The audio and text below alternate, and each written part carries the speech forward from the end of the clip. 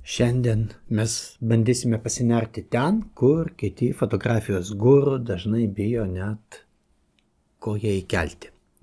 Šiandien mes ne tik kalbėsime apie klaidas, mes jas analizuosime iki pačių smulkiausių detalių, atskleisdami, kodėl jos yra daromas ir kaip jas paversti savo tramplynų į meistriškumą.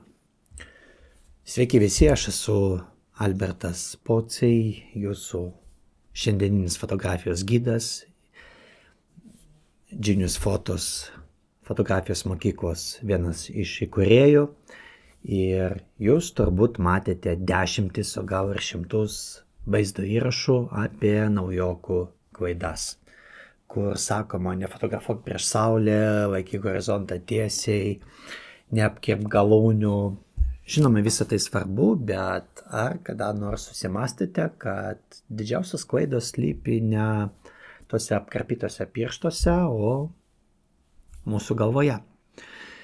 Ir netgi dar giliau pačioje industrijoje, kuri mus supa. Šiandien aš jums pažadu kai ką kitokio, mes pasistengsime nekartoti nuvalkiotų frazių ir vietoje to aš jums atskleisiu, galima sakyti, povandeninė ledkalnio dalį, kurią sudaro ir psichologija, ir rinkodaros triukai, ir netgi mūsų pačių polinkis save apgaudinėti. Ir tai bus kelionė į fotografijos esmę, po kurios į savo fotoaparatą ir nuotraukas tikiuosi pažvelgsite naujomis akimis. Ir supratę šios gilesnius principus, jūs ne tik išvengsite klaidų, jūs pradėsite kurti sąmoningai, drąsiai ir svarbiausia, autentiškai. Ir pirmoji paslaptis, kurią atskleisime, slypi blizgančiose vitrinose, viliojančiose reklamose. Taigi, pradėsim. Prisipažinkite, kiek kartų pagavote save svajojantį apie vieną ar kitą naują fotoaparatą arba tą stebuklingą objektyvą, kuris atrodo pats savaime pavers jūsų nuotraukas šedevrais. Profesionalūs fotoaparatų kūneliai, įspūdingi megapikselių skaičiai, neįtikėtinas ISO jautrumas. Visi gamintojai tiesiog meistriškai groja mūsų norų ir baimių, pavadinkim taip, styginiais instrumentais. Ir mes, ypač pradedantieji, labai lengvai tam viskam pasiduodame. Ir čia slypi pirmoji viena klastingiausių klaidų. Tai yra tikėjimas, kad įranga yra pagrindinis kūrybos variklis. Aš tai vadinu technologiniu fetišizmu. Naujokai, o kartais ir ne visai naujokai, praleidžia valandas, dienas, savaitės naršydami apžvalgas, lygindami specifikacijas, diskutuodami forumuose apie tai, ar Canon yra geriau už Nikon, ar Sony yra geriau už jos kartu paėmus. Jie taupo pinigus, paskui skolinasi, galiausiai įsigyja svajonių fotoaparatą ar įrangą ir man kilo klausimas, o kas tada? Ir dažnai nieko stebuklingo, nes magija slypi ne geležyje, o jūsų akyse, smegenyse.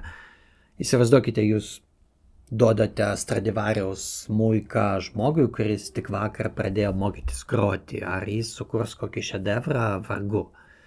Taip pat ir su fotoaparatu, jis yra tik įrankis. Sudėtingas taip, bet vis tiek tik įrankis, kaip teptukas dailininkui, kaip rašiklis poetui. Ir marketingo specialistai yra genialūs psichologai. Jie žino, kad mes trokštame greitų rezultatų, stebuklingų piliulių ir naujas fotoaparatas dažnai tampa tokia piliulė. Su šiuo aparatu tavo nuotraukos bus ryškesnės, detalesnės, profesionalesnės, reklamose dažniausiai taip ir kalbama.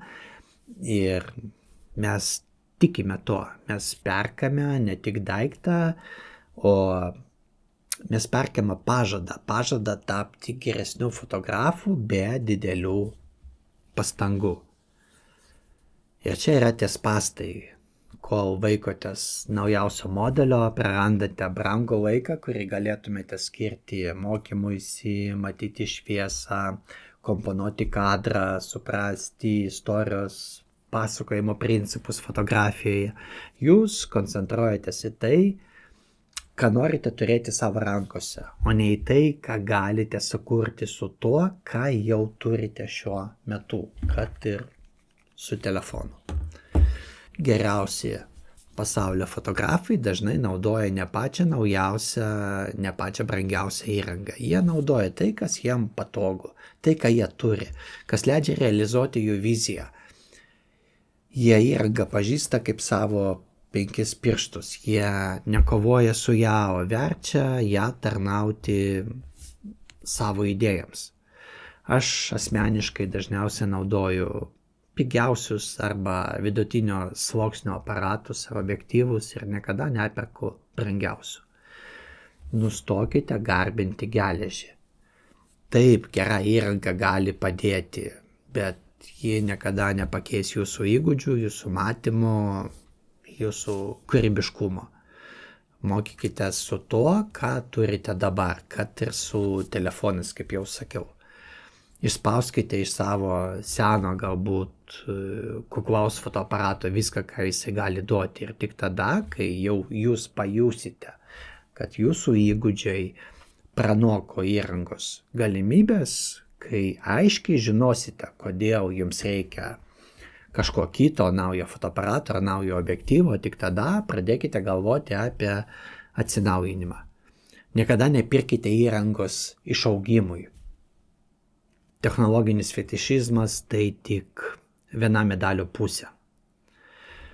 Dabar pereikime prie kitos, nemažiau klastingos nuostatos, kuri kaip pelkė įtraukia daugelį pradedančiųjų, o kartais ir visų kitų fotografų, ypač kai objektyvas yra nukreipiamas į žmogų. Aš kalbu apie pasyvų stebėjimą vietoje aktyvaus sąmoningo kūrimo.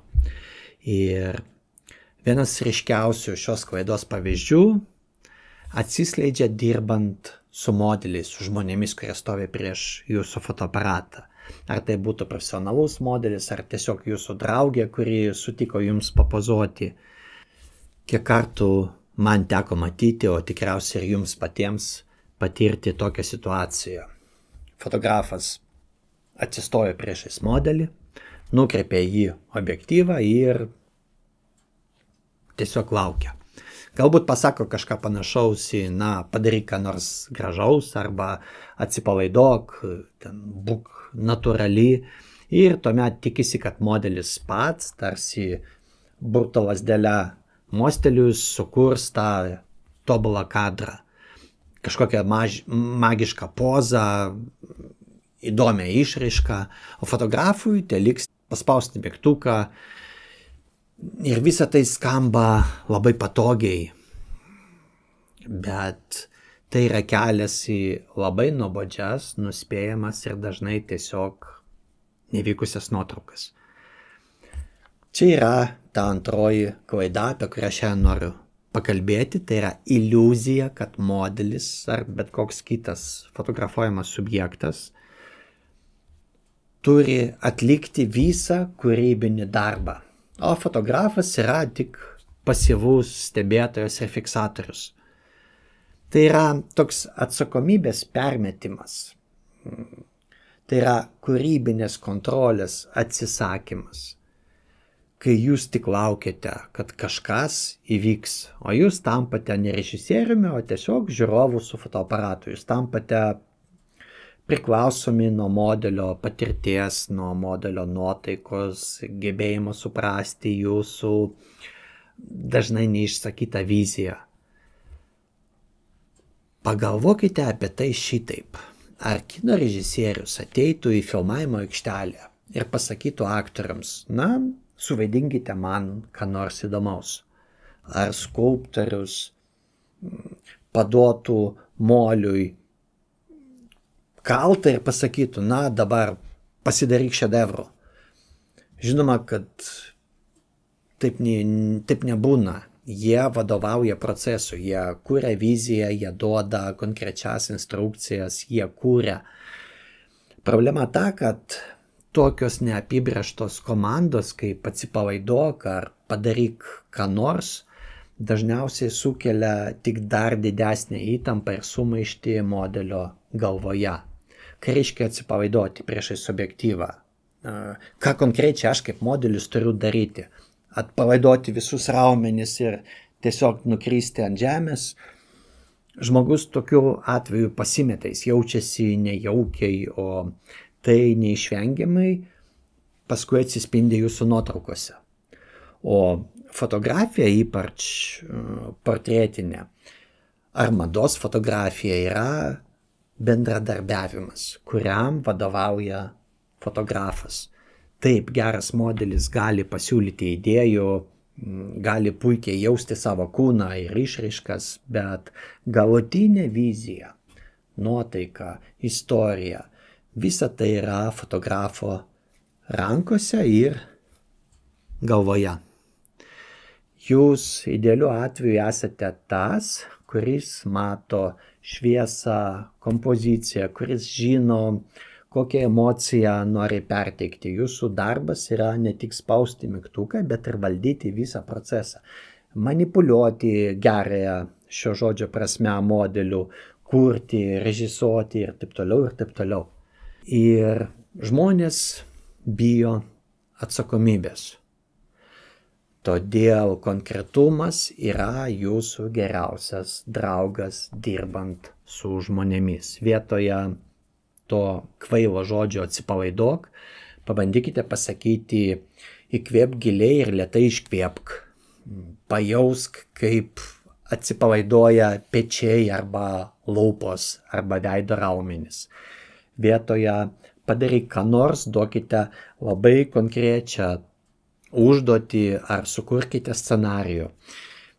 Įsivaizduok, kad lauki kažko labai svarbaus. Pažvelk pro langą, lyg tikėdamasis pamatyti tą ir tą. Arba paprašykite atlikti paprastus veiksmus. Lėtai pasuk galvą į kairę, pajausk, kaip vėjas kutena tavo plaukus, švelniai nuleisk žvilgsnį, kažką panašaus. Kai jūs pradedate duoti labai aiškias ir suprantamas instrukcijas, kai jūs kūrėte atmosferą, kai jūs bendraujate su modeliu ne kaip su manekienu, o kaip su partneriu visame tame kūrybinėme procese, tada ir pradeda gimti tikroji fotografija. Modelis atsipalaiduoja tik tada, kada jaučiasi saugus ir žino, ko iš jo norima. Ir žino labai aiškiai. O jūs gaunate galimybę realizuoti savo viziją, o ne tik pasikliauti atsitiktinumu. Reikia nebijoti imtis iniciatyvos. Jūs turite tapti režisieriais savo fotosesijose. Taip, pradžioje gali būti nedrąsu, kartais reikės ieškoti tinkamų žodžių, bet svarbiausia, kad modeliui viso šito labai reikia.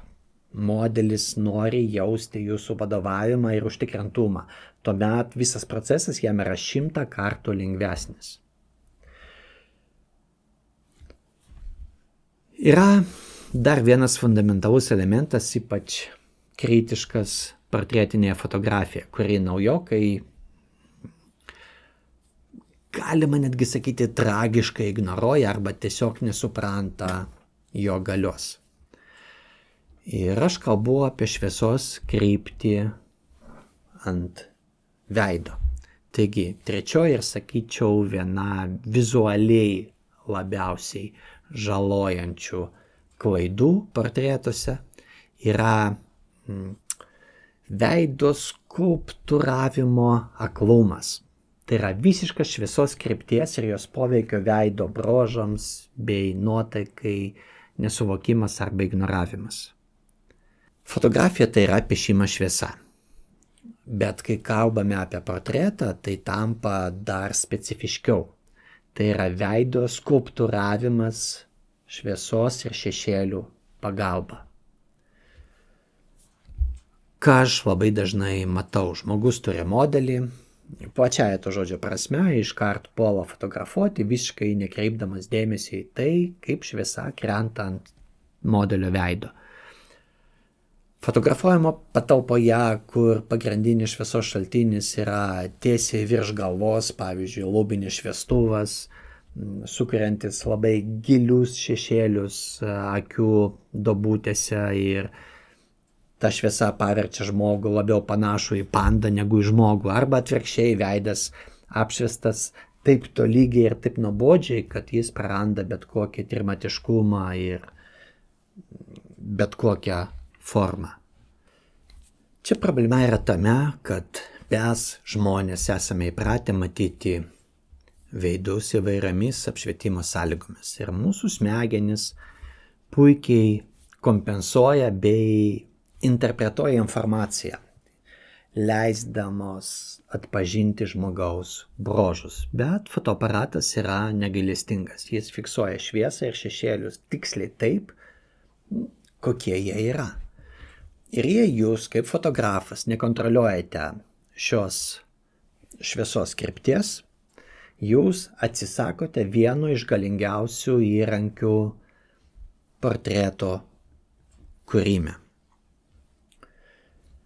Šviesos kryptis yra jūsų vienas svarbiausių įrankių. Ji lemia, kurie veido bruožai bus pabrėžti, kurie bus paslėpti šešėlyje, kaip tas veidas geometriškai atrodys. Ji kuria kontūrus, modeliuoja skruostikaulius, ji suteikia akims gyvybės arba jas paslėpia tamsoje. Jie gali padaryti veidą platesnį, siauresnį, jaunesnį arba senesnį. Net menkiausias modelio galvos pasukimas ar šviesos šaltinio padėties pakeitimas gali drastiškai pakeisti portreto nuotaiką ir poveikį. Yra daugybė klasikinių portretinio apšvietimo schemų. Tai vadinama Rembrandto šviesa, tunelio šviesa, kontrinė šviesa, žaidimas su šešėliais ir taip toliau ir taip toliau. Ir kiekviena jų turi savo specifiką ir kuria visiškai skirtingą efektą. Bet net jei jūs nežinote visų šitų pavadinimų, nors labai rekomenduoju juos išstudijuoti, svarbiausia yra pradėti matyti ir suprasti, kaip šviesa sąveikauja su veidu. Nes portretinėje fotografijoje vienas iš svarbiausių dalykų yra būtent veidas ir jo apšvietimas. Mes apie tai turime visą kursą savo mokymuose, kur aiškiai ir labai konkrečiai rodome, kaip dirbti su įvairia šviesa. Nuorodų jūs rasite aprašyme, kam įdomu. Taigi, ką jums reikia žinoti, iš kur ateina pagrindinė šviesa.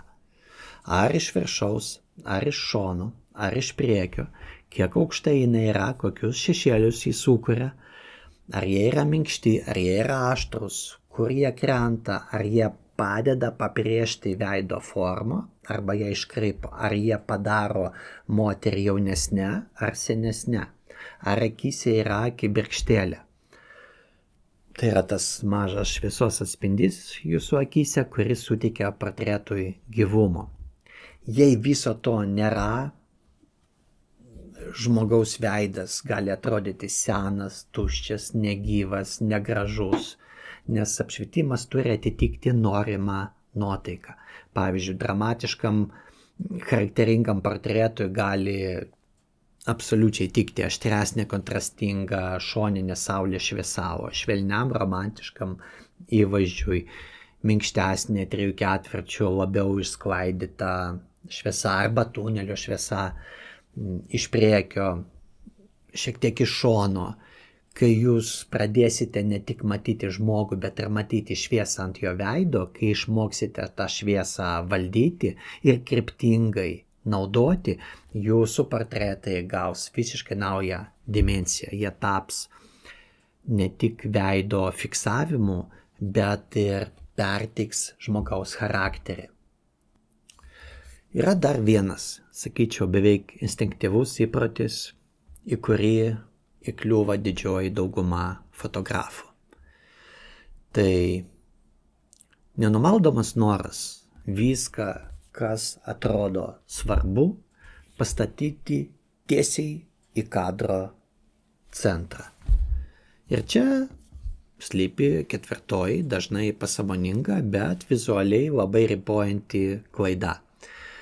Piktnaudžiavimas centrinė kompozicija kaip pagrindiniu ar net vieninteliu komponavimo būdu, nesuvokiant, kodėl taip daroma ir kokias galimybės jūs dėl to prarandate.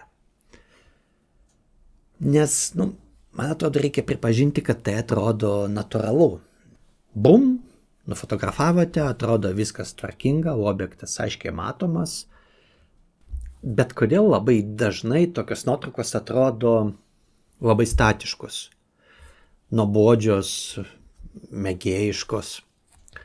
Atsakymas slypi mūsų pačių smegenyse ir tame, kad tiksliau, kaip mes esame įpratę suvokti pasaulį.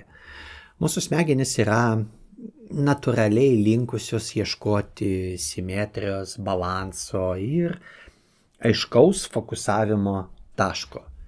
Ir centrinė kompozicija yra pati paprasčiausia ir lengviausiai suvokiama. Ji suteikia stabilumo, be to dauguma fotografų naudoja automatinį fokusavimą centrinio taško ir tai yra tarsi mūsų vidinis autopilotas, kuris sako viskas, kas svarbiausia, į centrą.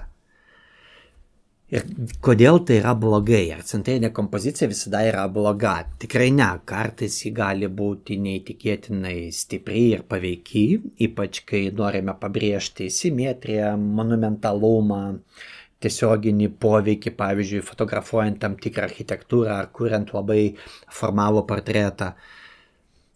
Bet problema kyla tada, kai centrinė kompozicija tampa nustatymu pagal nutylėjimą. Kai ji naudojama visur ir visada ir nesvarbu, kokią istoriją jūs pasakotumėte ar kokią nuotaiką bandytumėt kurti. Tada jūsų nuotraukų galerija pradeda atrodyti visiškai monotoniškai, nuspėjamai, be jokios vizualinės intrigos.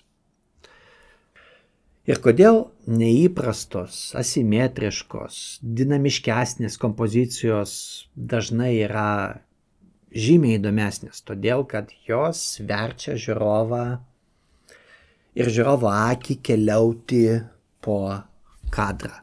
Jos sukuria vizualinę įtampą, jos sukuria judesį, intrigą, jos leidžia mums pasakoti žymiai sudėtingesnė istorija, nukreipti dėmesį, sukurti gylio pojūtį. Žiūrovo akis yra priversta šiek tiek paklaidžioti po kadrą, o tai daro vaizdą patrauklesnį. Ir galima čia kartu ir paminėti vedančias linijas, kurios įtraukia žiūrovą į kadrą ir nukreipia jo žvilgsnį link pagrindinio objekto, kuris gali būti visai ne centre. Arba negatyvios erdvės, taip yra vadinamos tuščios erdvės aplink objektą ir jų sąmoningą panaudojimą. Tai gali suteikti objektui daugiau svorio, išskirtinumo ar sukurti tam tikrą nuotaiką. Pavyzdžiui, vienišumo, didesnį erdvės pojūtį. Taip pat galim paminėti įrėminimą, kai objektas matomas pro kokią nors natūralų rėmą, durų staktą, medžių šakas ir panašiai. Tai suteikia gilumo ir konteksto. Ir Visa tai yra kompoziciniai įrankiai, kurie dažnai veikia daug stipriau, kai pagrindinis objektas nėra įspraustas į patį kadro vidurį. Ir jeigu jūs atsisako centrinės kompozicijos, kaip vienintelio būdo, jūs atveriate duris į kur kas turtingesnį, išraiškingesnį vizualinį pasaulį. Jūs pradedate galvoti ne tik apie tai, ką fotografuojate, bet ir apie tai, kaip tai pateikite. Kokį poveikį tai turės žiūrovui. Ir mano patarimas visada yra toks: nebijoti išstumti savo objektų iš centro. Į vieną, į kitą kraštą, sąmoningai. Pabandykite juos komponuoti šonuose, viršuje, apačioje.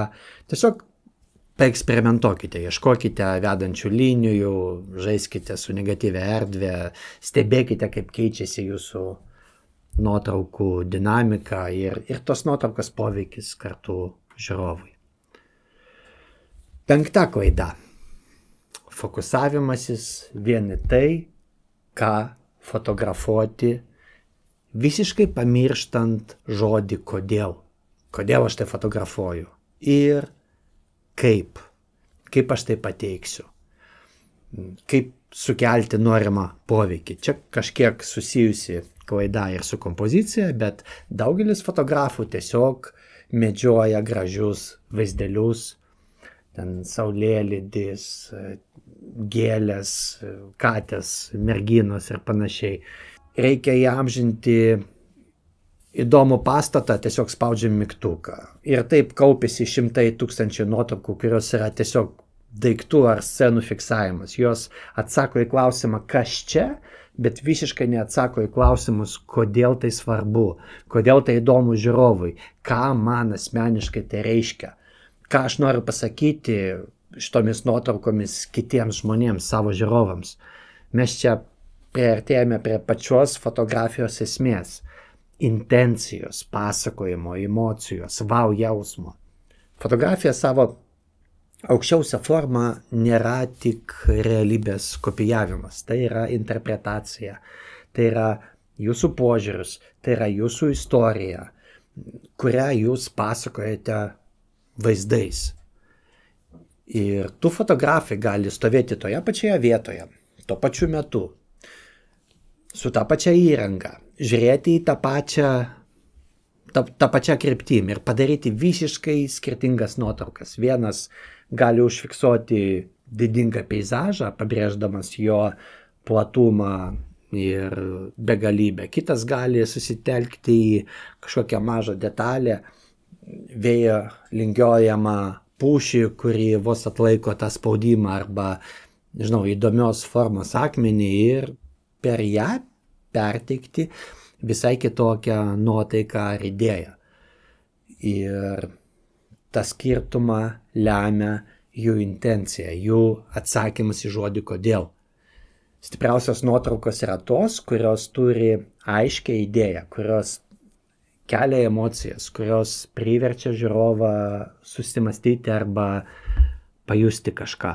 Tai gali būti džiaugsmas, liūdesys, nuostaba, ramybė, nerimas, nesvarbu.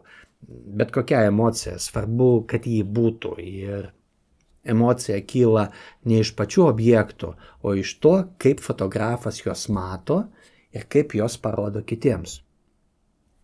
Tada kyla klausimas, kaip tai pasiekti.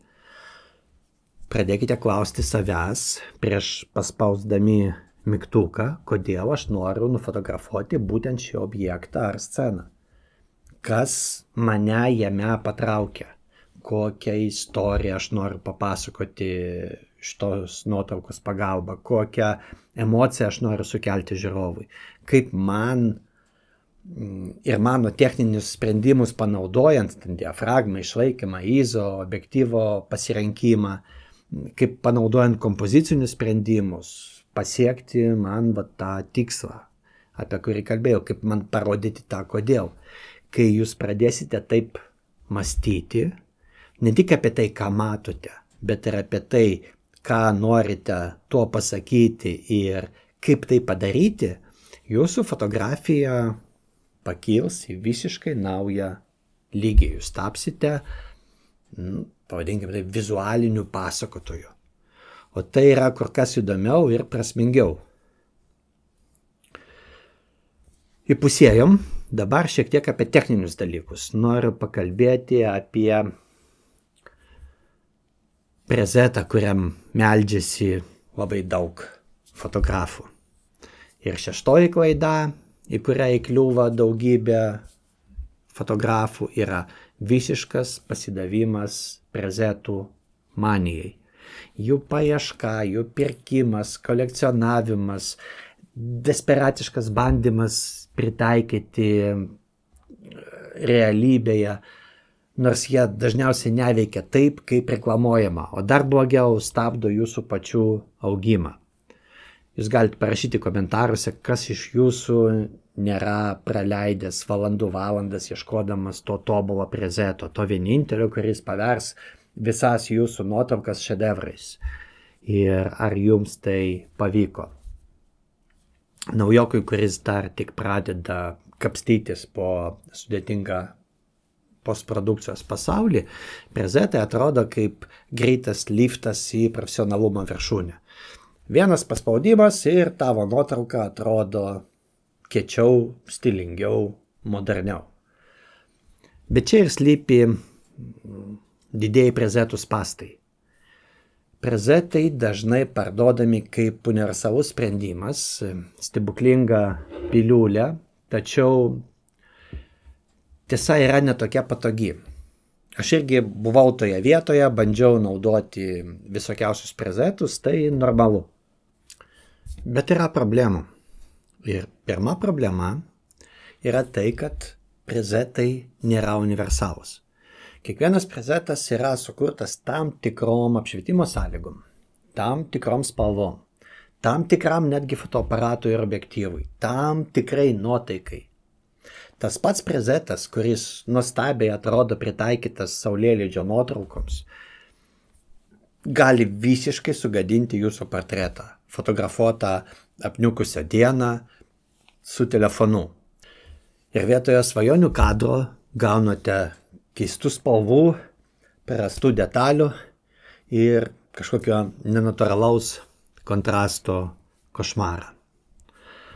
Antra ir daug rimtesnė problema – prezeto naudojimas slopina mokymasi. Kai jūs tiesiog spaudinėjate prezetų sąrašą, ieškodami to, kuris tiks, jūs praleidžiate progą suprasti, kaip aplamai veikia visas nuotraukų redagavimas ir visa postprodukcija. Jūs neišmokstate spalvų teorijos, tonalinių kreivių, baltos spalvos balanso. Apie visą tai mes, tarp kitko, nuodugniai ir praktiškai pasakojame savo mokymuose. Neišmokstate, kaip skirtingi slankikliai veikia vaizdą. Jūs tampate priklausomi nuo kažkieno kito sukurtų nustatymų. Ir vietoje to, kad patys tapė savo vaizdų šeimininkais, jūs naudojate visai netinkamus įrankius. Ir trečia problema – prezetai atima individualumą. Kai tūkstančiai žmonių naudoja tos pačius populiarius prezetų rinkinius, jų nuotraukos pradeda atrodyti vienodai. Kur lieka jūsų unikalus stilius, kur jūsų asmeninis matymas, jūs tiesiog esate dar vienu klonu tame visame sraute, užuot išsiskyrę savo originalumu. Ir ketvirta, matyt, praktinė pusė – pinigai. Daugelis kokybiškesnių arba tiesiog gerai išreklamuotų prezetų kainuoja ir kartais kainuoja nemažai.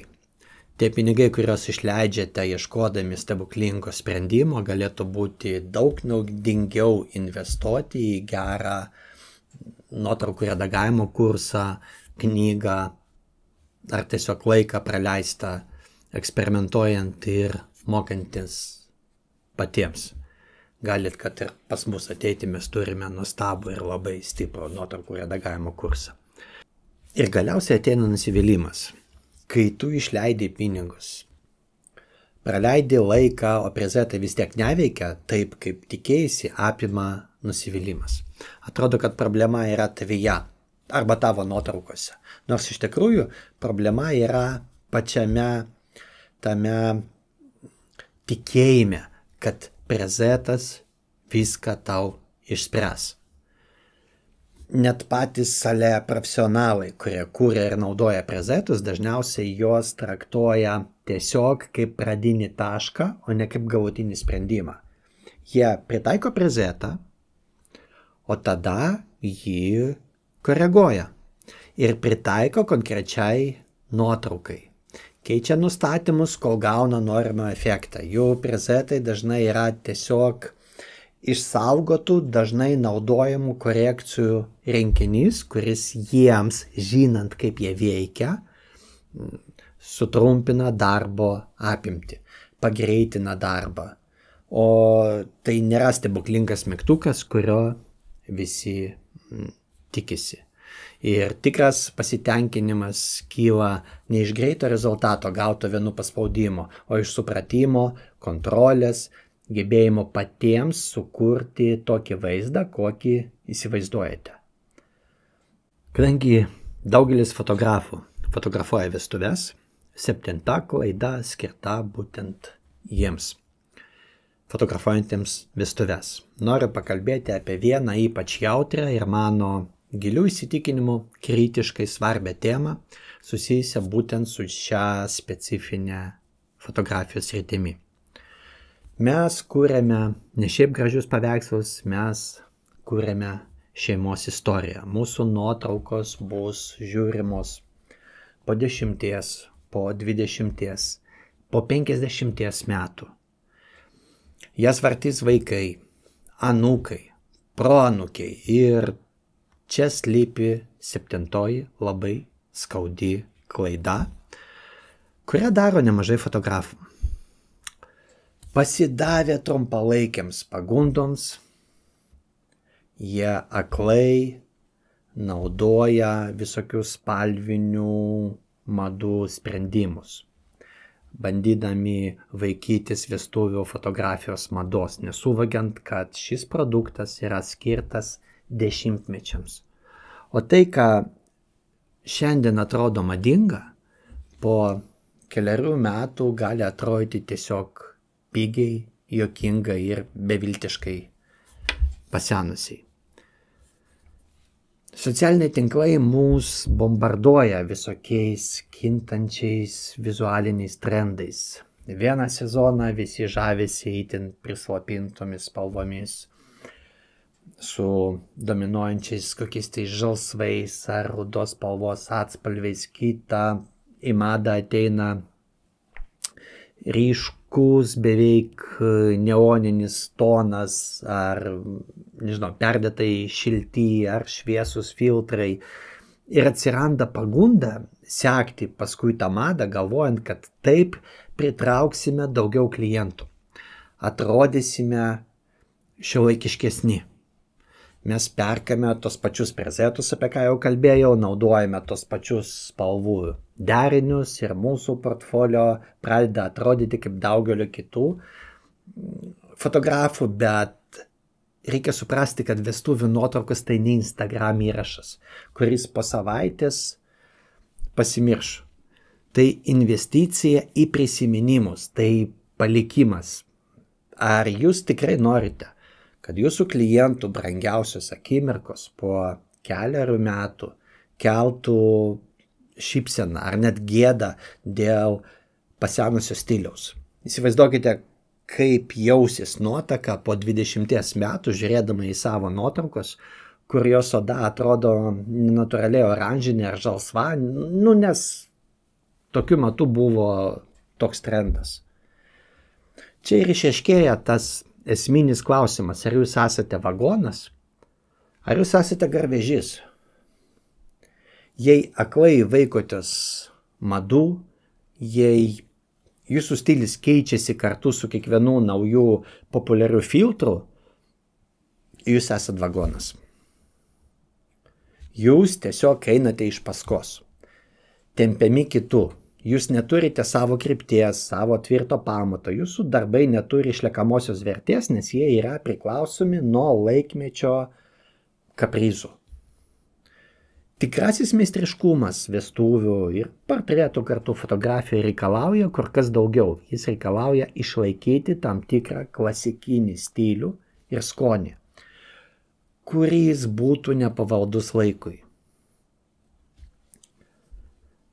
Tai nereiškia, kad turime fotografuoti nuobodžiai ar senamadiškai. Tai reiškia, kad mūsų spalviniai sprendimai, mūsų redagavimo stilius turi būti pagrįsti spalvų teorijos supratimu, estetikos pojūčių ir skonių. Ir kas matyt svarbiausia, turi tarnauti pačiai istorijai ir žmonėms, kurios mes fotografuojame, o ne trumpalaikiams tendencijoms. Geras vestuvių fotografas, kaip sakiau, tai garvežys, kuris supranta, kad jo užduotis sukurti nuotraukas, kurios atrodys elegantiškai ir prasmingai po daugelio metų. Jo spalvos turi būti natūralios, subalansuotos, galbūt su tam tikrų subtilių asmeniškumų, su tam tikrais prieskoniais, bet niekada dirbtinai iškreipytos pagal naujausią madą. Jo stilius bus atpažįstamas ne dėl to, kad jis naudoja populiarų filtrą, o dėl to, kad sugeba pagauti emociją, perteikti šviesą, sukurti kompoziciją. Ir klientai, kurie ieško tikrai kokybiškos ilgaamžės vestuvių fotografijos, vertina stabilumą, profesionalumą ir laikui nepavaldų skonį. Bent jau brangesni klientai tikrai. Jie nori būti tikri, kad jų nuotraukos atrodys puikiai ir po daugelio metų.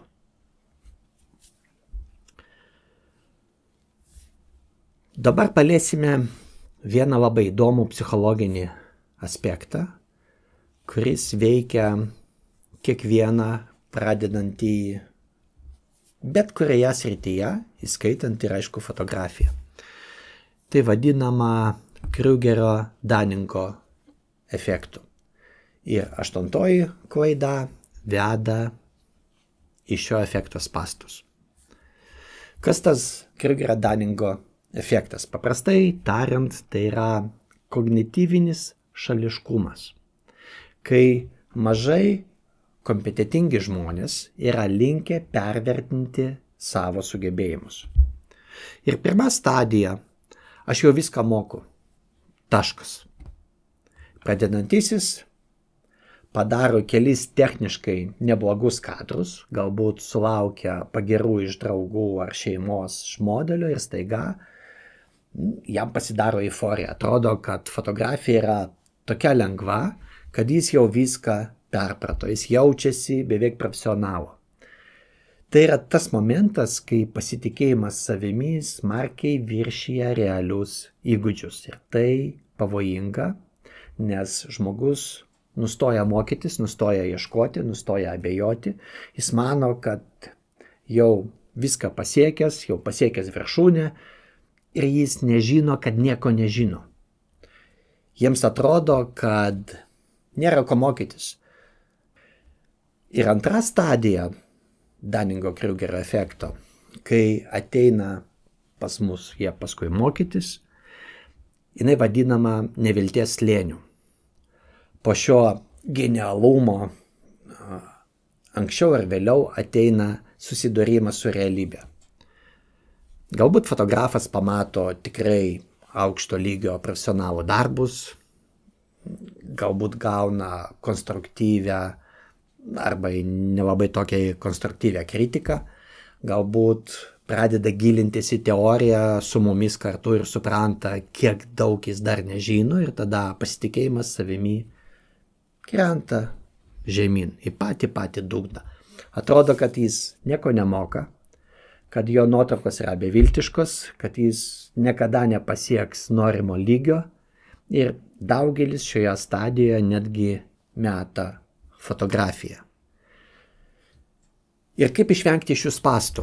Atsakymas labai nuosekli ir sąmoninga praktika ir refleksija, arba kitaip sakant, mąstymas. Praktika, praktika, praktika. Fotografuokit kuo daugiau.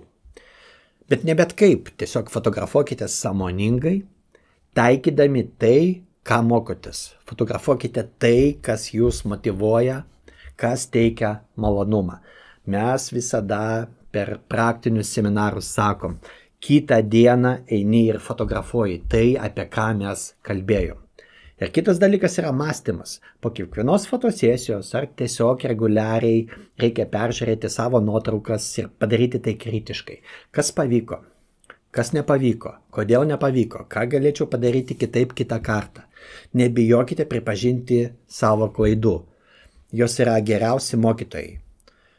Mokykitės nuolat, skaitykite knygas, straipsnius, žiūrėkite pamokas, analizuokite kitų fotografų darbus ir svarbiausia, bandykite visą tai pritaikyti praktiškai. Kaip sakiau, praktika, praktika, praktika.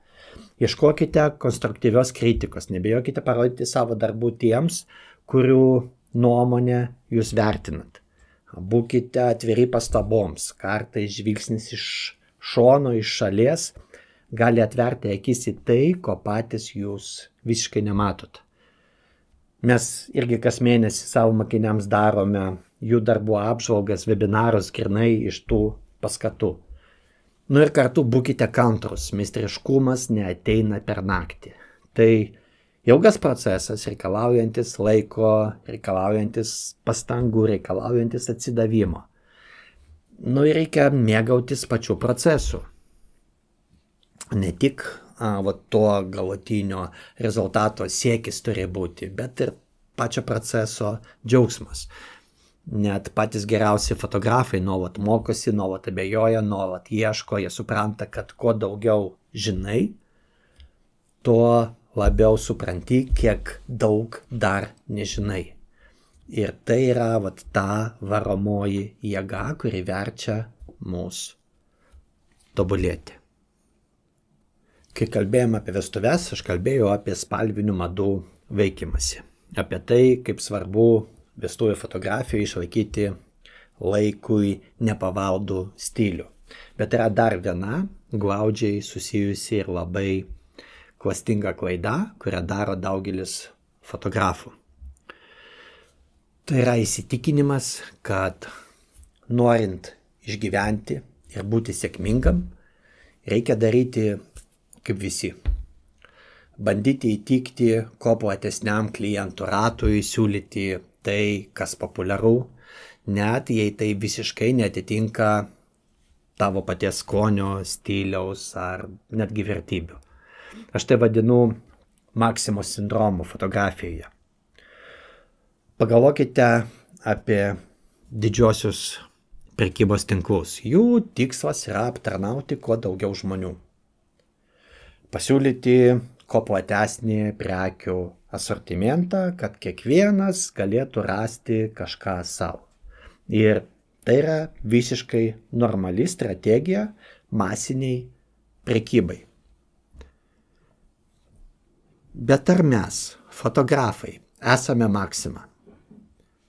Ar mes turime tokius pačius neribotus išteklius? Ar mes galim save klonuoti? Ar mes turim begalę laiko ir mūsų paslauga yra tokia pati standartizuota kaip duonos kepalas ar pieno pakelis? Akivaizdu, kad ne.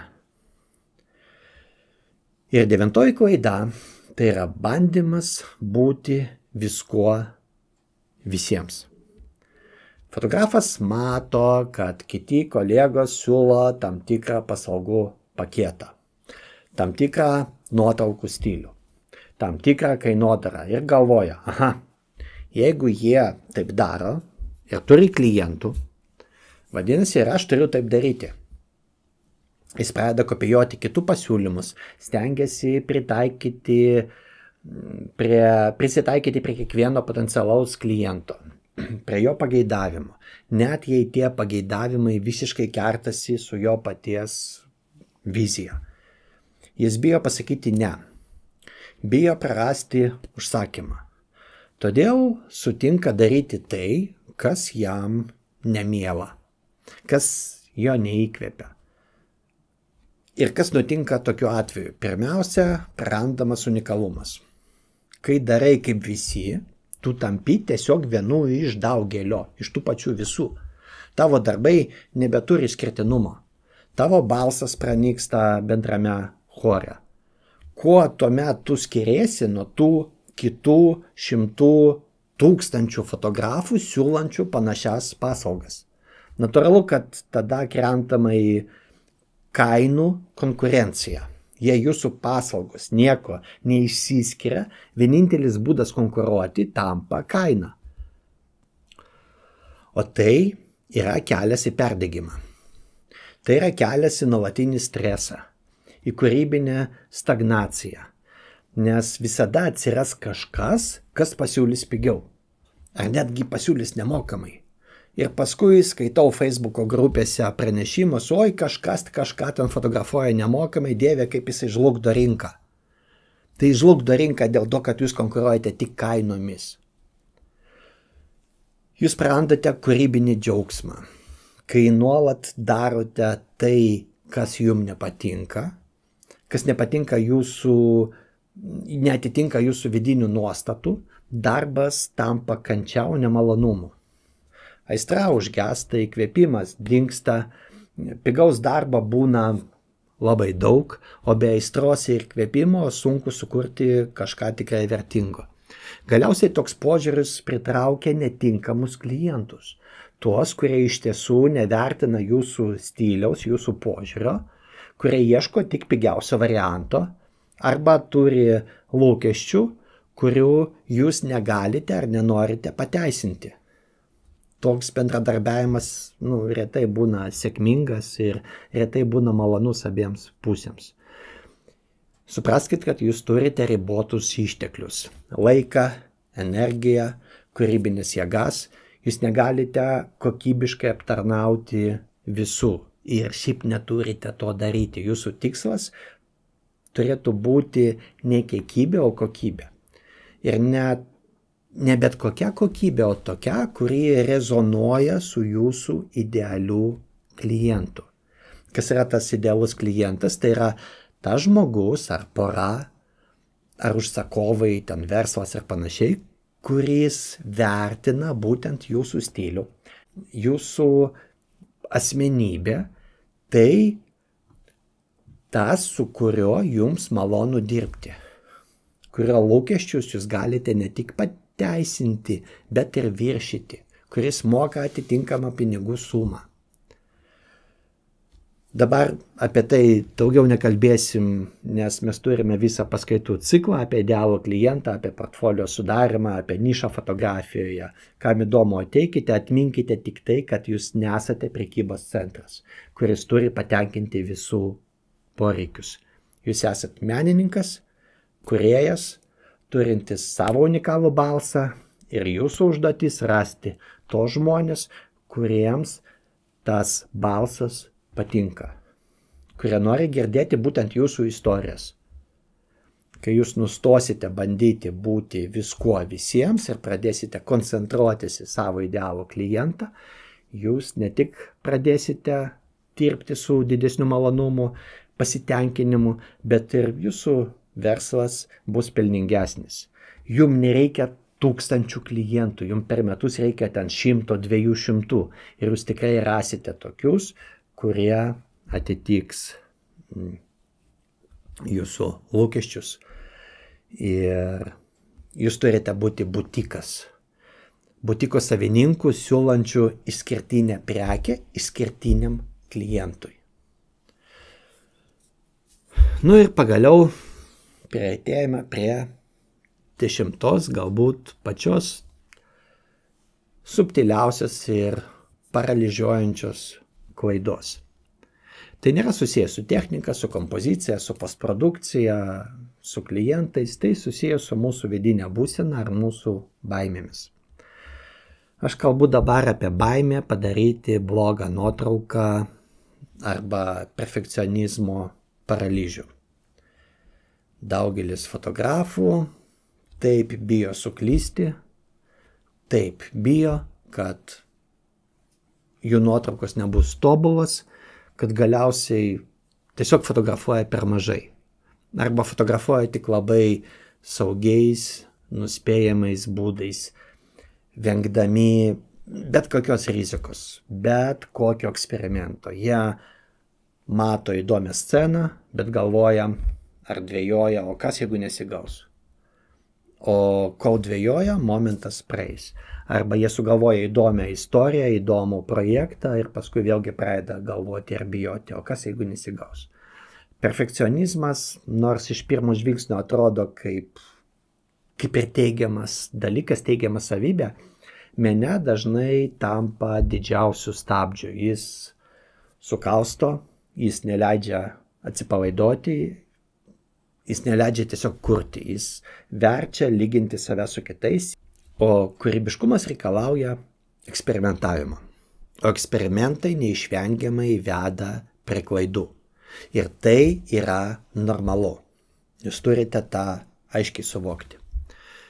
Klaidos ir nesėkmės yra neatsiejama fotografijos proceso dalis. Patys garsiausi fotografai yra padarę tūkstančius, dešimčius tūkstančių blogų nuotraukų. Kol atrado savo kelią, kol sukūrė tos šedevrus, dėl kurių jūs juos žinote ir kuriais mes žavimės, jie tiesiog tų klaidų nerodo. Ar vaikai, kurie mokosi vaikščioti, bijo nugriūti? Ne, jie griūva, atsistoja, griūva vėl ir galiausiai išmoksta. Taip pat ir su fotografija. Jūs turite leisti savo nugriūti. Jūs turite leisti savo padaryti blogų nuotraukų. Šiaip kartais pačios įdomiausios, pačios netikėčiausios nuotraukos gimsta būtent iš klaidų. Netyčia pajudintas fotoaparatas gali sukurti įdomų motion blur efektą, netikėtas nukreipimas nuo kompozicinių taisyklių gali priversti prie originalių ir įsimintinų kadrų ir panašiai. Prieš metus ar du, jau neatsimenu, įdėjau Instagram ir Facebook blogų ir brokuotų nuotraukų seriją. Tai buvo nuotraukos iš vienos fotosesijos, kurios buvo išmestos. Ir paskui aš jas surinkau, tiesiog ir įdėjau. Ir žiūrovam labai patiko. Taigi leiskite savo klysti, nebijokite atrodyti kvailai. Fotografuokite tai, kas jums įdomu, kas jūs jaudina, net jei nesate tikri, kaip tai padaryti teisingai. Nes jau sakiau, praktika. Tuo labiau, kad skaitmeninė technika leidžia daryti labai daug kadrų. Kartais būtent netobulume slypi gyvybė. Geriau padaryti 100 blogų nuotraukų ir iš jų pasimokyti, negu nepadaryti nei vienos, bijant suklysti. Na štai, aptarėme 10 klaidų, kurios yra galbūt šiek tiek gilesnės nei įprasta. Tikiuosi, ši paskaita buvo ne tik informatyvi, bet ir įkvepianti. Tikiuosi, kad ji padės jums ne tik išvengti tų klaidų, bet ir atrasti naujų kelių, naujų fotografijos sričių. O tiems, kas nori mokytis, ateikite pas mus, mes jums padėsime. Dar norėjau paklausti, kokias klaidas jūs patys pastebite savo fotografijoje, pasidalinkite komentaruose, o aš linkiu jums kuo didžiausios sėkmės ir nepamirštamų kadrų. Iki kitų susitikimų.